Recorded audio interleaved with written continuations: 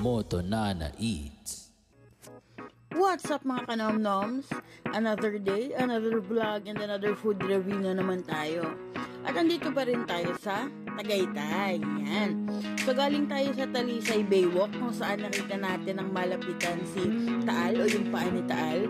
At ngayon, papunta naman tayo sa Papa P. Iloilos La Paz Batchoy.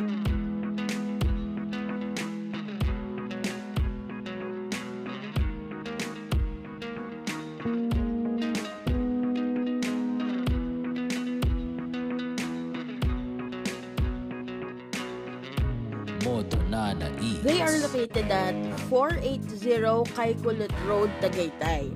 So second branch na pala nila to. Yan.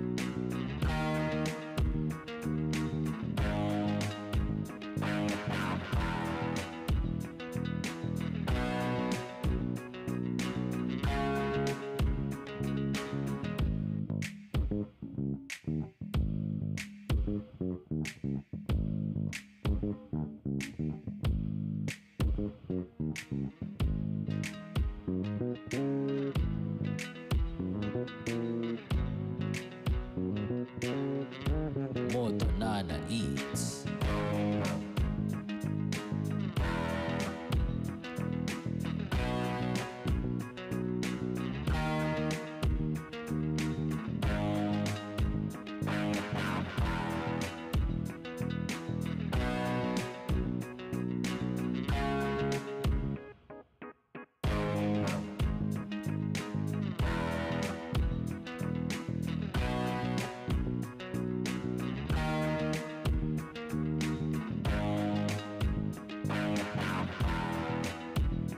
Mango Graham, let's give it a 3.5 over 5. Yung coffee mocha nila, medyo masarap to.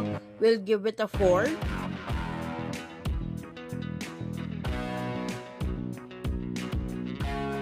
Sisig with rice and liempo with rice is a 3 over 5.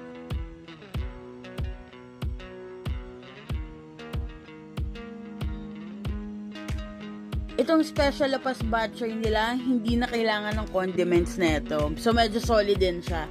Marami din siyang sahog. So, we'll give it a 4 over 5. So, for the ambience, mahangin and spacious yung place. Hindi rin cramped yung lugar. Maganda yung pagkakalagay ng mga tables. Listo din yung mga servers nila and friendly. Tapos meron pang pa-stage dun sa harap and may pa-video kaya pa sila ganyan.